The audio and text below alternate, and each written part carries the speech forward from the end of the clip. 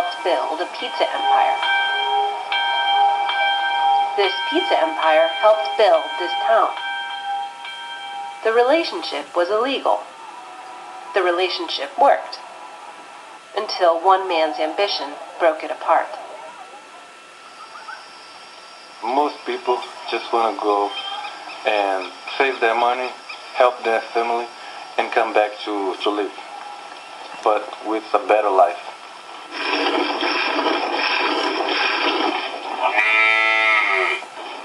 You like Brazilians because they work hard, they don't complain. From here you can see the whole city, the whole town. The town of Marilac is poor, but relies heavily on one source of income. The money comes to USA. The one bakery, the one house, the other one house, my house, those two houses. I mean, without USA, Marilac would be very much poor.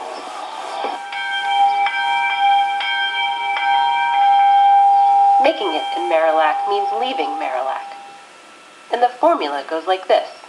Work in the USA for 5 to 7 years. Work as much as possible. And return home with the money to start a business, to buy some land, to start a life. From US. They go thousands of dollars in debt, risk their lives in treacherous border crossings, buy forged documents, all because a certain job in Boston, for at least 80 men in Marilac alone, has meant a certain path to their dreams. Here's one. It all started 10 years ago in Beacon Hill at a small startup run by a young entrepreneur named Jordan Tobins. He had a dream: crank out gourmet pizzas, sell them at gourmet prices, and deliver them on bicycles. He called it the upper crust, and he struck gold. The chain grew fast, opening 17 locations in just 9 years. Fiz a pizza aí, eu tô filmando. But he needed workers, lots of them, and he wanted them cheap. He found willing partners in the Brazilians from Marilac who worked 70, 80, 90 hours a week with no overtime. Many of the workers were thrilled with this arrangement. Quanto mais ela podia fazer, para mim é melhor, porque eu sempre queria trazer dinheiro para ir embora, né? Então eu sempre falei, não, eu posso ficar. Some saved money to buy land, others to fund businesses back in Brazil. In fact, the butcher, the baker, the painter, the farmer, all in some way owe their livelihood to the years spent working at Upper Crust. I went there to save my business, and Pedro went there to buy a farm. So we have idea what we want there. It's true that many benefited from the relationship between Marilac and the Upper Crust, especially in the early days when the company was still small. But then things started to change. Some workers began to feel exploited and overworked.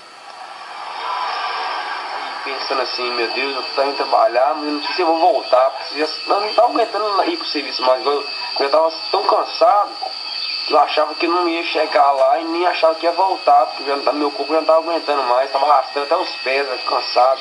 Todos os dias eu... In 2009, the Upper Crust was fined by the Department of Labor for not paying their workers overtime, which even illegal workers are entitled to. They were ordered to pay more than $300,000 in back pay. But many of the workers who had returned to Marilac, such as Marcos da Silva, said they never saw their checks. He said that we didn't have any rights, we wouldn't pay more than he wanted. 2 former Upper Crust employees have filed a lawsuit alleging that management took their overtime payments back by reducing their pay to below minimum wage. I said, no, that's my money. The Department of Labor said that's my money. So they reduced my salary. They started reducing my salary. Representatives for Jordan Tobins and the Upper Crust expressed shock at allegations made by people they call disgruntled former employees. They say their restaurants were adequately staffed, that workers were treated with respect, and that any employees who were entitled to overtime were compensated by the company or through the settlement. They added that everyone who received an overtime check cashed it. And in fact, many in Marilac are quick to defend the Upper Crust, and they worry about the future. I don't want to judge no one. When I went to the upper crust, they say, I'm going to pay X dollar. And they paid me all the time.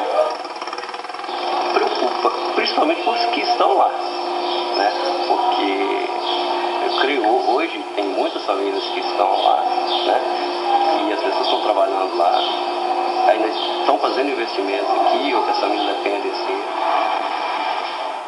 Even Marcos, who feels badly burned by his 5 years working at the upper crust, recognizes that Marilac owes much to its special relationship with the Boston Pizzeria. They're really important to us. They helped my town, they helped my family, they helped me, but they have to change the way they treat people over there. Being illegal, I know that nobody invited me to be in Boston, don't even like me there, but they know we are coming. It has to be even. They good for us, but we have our price too.